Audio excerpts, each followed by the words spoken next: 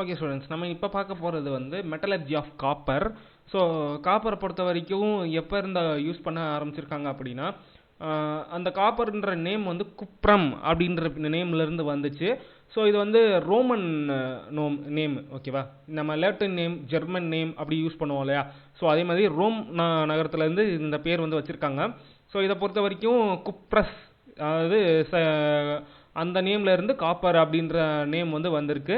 Native state வந்து combined state, சரியா? So இது வந்து அந்த மாதிரி பேர் வச்சுருக்காங்க. ஸோ காப்பரை பொறுத்த வரைக்கும் அதோட சிம்பிள் வந்து CU, குப்ரம். அதுலேருந்து தான் காப்பர் அப்படின்ற பேர் வந்து வந்திருக்கு, சரியா?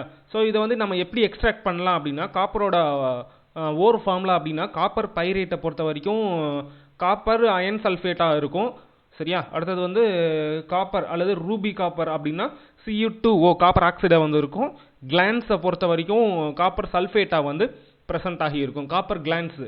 ஸோ அதை பொறுத்த வரைக்கும் நமக்கு வந்து Cu2S அப்படின்ற ஃபார்மெட்டில் வந்து அவைலபிளாக இருக்கும். நெக்ஸ்ட் வந்து chief ore of copper is a copper pyrite. It is yield nearly 76%. 76% அப்படின்றது good yield of a world production of copper, சரியா?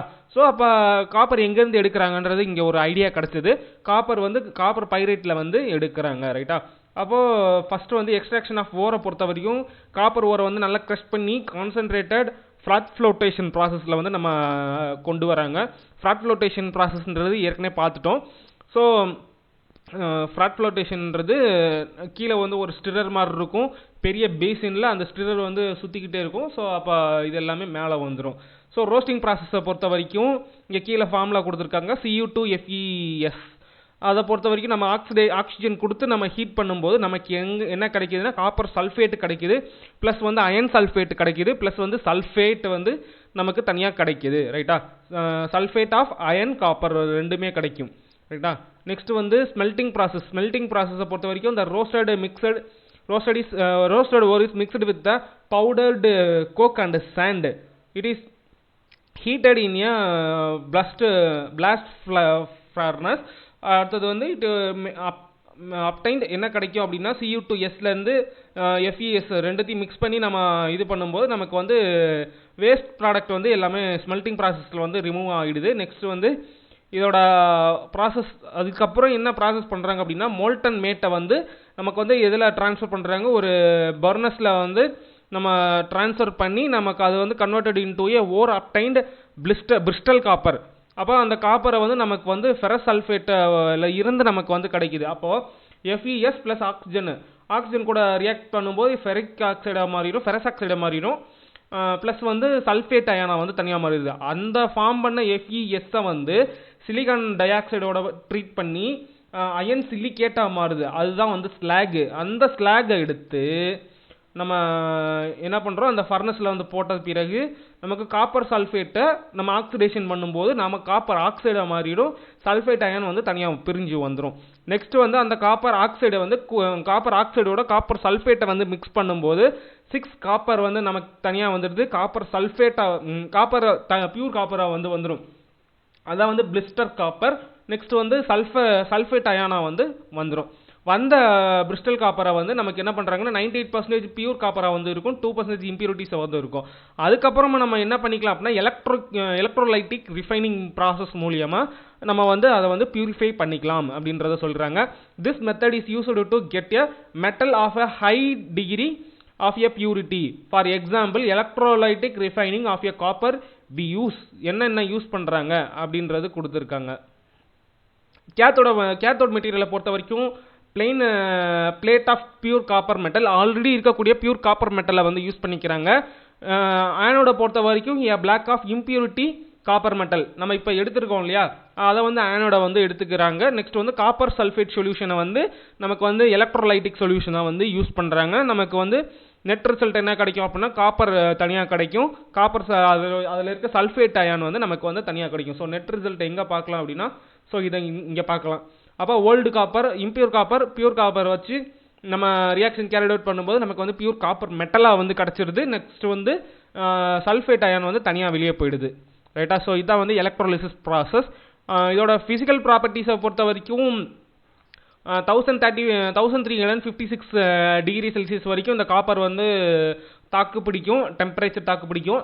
நெக்ஸ்ட் வந்து காப்பர் வந்து ரெட்டிஷ் ப்ரௌன் கலரில் வந்து இருக்கும், ரைட்டா. With a lustre, so high lustre, அந்த லஸ்டர் இருக்கும். இதோட இது வந்து ஒரு high density material, high boiling point. அந்த பாயிலிங் பாயிண்ட் எவ்வளோ அப்படின்னா 1356 டிகிரி செல்சியஸ், ரைட்டா. அடுத்தது கெமிக்கல் ப்ராசஸை பொறுத்த வரைக்கும், கெமிக்கல் ப்ராப்பர்ட்டிஸை பொறுத்த வரைக்கும், காப்பரை பொறுத்த வரைக்கும் ஏரில் வந்து நம்ம ஏர் மாய்ஸ்சரில் ரியாக்ஷன் பண்ண விட்டோம் அப்படின்னா காப்பர் டை ஆக்சைடாக வந்து மாறிடும்.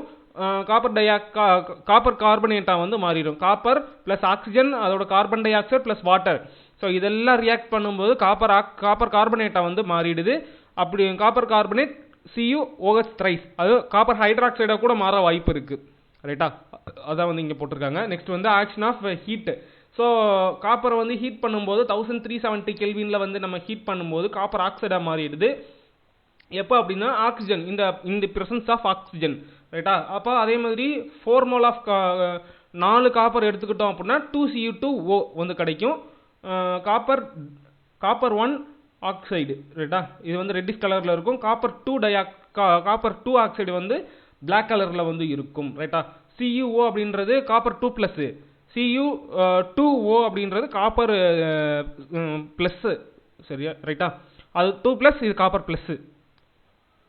அடுத்தது ஆக்ஷன் ஆஃப் ஆசிட். ஆசிடை பொறுத்த வரைக்கும் சல்ஃபூரிக் ஆசிட் இருக்குது, HCl இருக்குது. 4HCl போட்டோம் அப்படின்னா நம்ம ஏர் கூட ரியாக்ட் பண்ண விடணும். விட்ட பிறகு நமக்கு வந்து காப்பர் குளோரைடு வந்து கிடைக்கும். ஏன்னா அந்த HCl இருக்கிற குளோரின் வந்து காப்பர் கூட ரியாக்ட் ஆகி காப்பர் குளோரைடை வந்து கிடைக்கும். நெக்ஸ்ட் வந்து வாட்டர் மாலிகுல் வந்து வெளியே போயிடும். ஏன்னா ஏர் வந்து இருக்கிறதுனால நமக்கு வந்து தனியாக வாட்டர் மாலிகுல் வந்து கிடச்சிரும். நெக்ஸ்ட் வந்து நைட்ரிக் ஆசிடை பொறுத்த வரைக்கும் காப்பர் நைட்ரேட் வந்து கிடைக்கும். அப்போ காப்பர் ப்ளஸ் நைட்ரிக் ஆசிடை வந்து ரியாக்ட் பண்ணும்போது நமக்கு வந்து காப்பர் நைட்ரேட் வந்து கிடைக்குது. ப்ளஸ் வந்து 2NO நைட்ரஸ் ஆக்சைடு வந்து நைட்ரஜன் ஆக்சைடு வந்து நமக்கு தனியாக வெளியே போகுது. ப்ளஸ் வந்து 4 மோல்ஸ் ஆஃப் வாட்டர் மாலிகுல் வந்து வெளியே போயிடுது, ரைட்டா.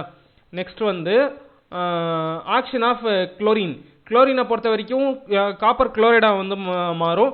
CuCl2 அது வந்து நமக்கு கிடைக்கும். பேஸை பொறுத்த வரைக்கும் இது வந்து பேஸ் கூட சரியாக ரியாக்ட் ஆகாது. ஏன்னா காப்பர் ப்ளஸ் சோடியம் ஹைட்ராக்சைடு போட்டோம்னா காப்பர் ஹைட்ராக்சைடு கிடைக்குமான்னு கேட்கக்கூடாது. ஏன்னா அதுக்கு வந்து நோ ரியாக்ஷன் ஃபார்வர்ட் ரியாக்ஷன் வந்து இம்பாசிபிள், ரைட்டா. காப்பரோட யூசேஜை பொறுத்த வரைக்கும் it is extensively used in the manufacturing of electrical cables and electrical appliances. Copper coil, winding coil எல்லாமே காப்பரில் தான் கிடைக்கும். It is used to making utensils, copper செப்பு பாத்திரங்கள். ஸோ இதை வந்து யூஸ் பண்ணிக்கலாம். அதாவது பியூர் காப்பர் வச்சும் செப்பு பாத்திரங்கள் வந்து தயாரிப்பாங்க. இந்த வெங்கலம் இதெல்லாம் பார்த்தீங்கன்னா அதுலேயும் காப்பர் இருக்கும். ஆனால் மித்த இதை வந்து அதில் வந்து யூஸ் பண்ணியிருப்பாங்க. காப்பர் மட்டும் இல்லாமல் மித்தது யூஸ் பண்ணியிருப்பாங்க. ஆனால் காப்பர் பாத்திரம்னு தனியாக எடுத்துட்டோம் அப்படின்னா அதில் மேக்ஸிமம் காப்பர் மட்டும்தான் இருக்கும், ரைட்டா. ஸோ இது வந்து சில்வர் ஜுவல்லு, கோல்டு ஜுவல்லில் வந்து யூஸ் பண்ணுவாங்க. கோல்டு கூட லைட்டாக காப்பர் கலந்து நமக்கு வந்து ஆர்னமெண்ட் வந்து செய்வாங்க, நகைகள் வந்து செய்வாங்க. அடுத்தது காப்பரை பொறுத்த வரைக்கும் மெயினாக இண்டஸ்ட்ரீஸில் எங்கே யூஸ் ஆகுது அப்படின்னா எலக்ட்ரோலைட் பிளேட்டிங்கில் வந்து காப்பர் வந்து யூஸ் ஆகுது, ரைட்டா. ஸோ இதான் வந்து metallurgy of copper. So next கிளாஸில் வந்து மெட்டலர்ஜி ஆஃப் அயன் வந்து பார்க்கலாம். தேங்க்யூ.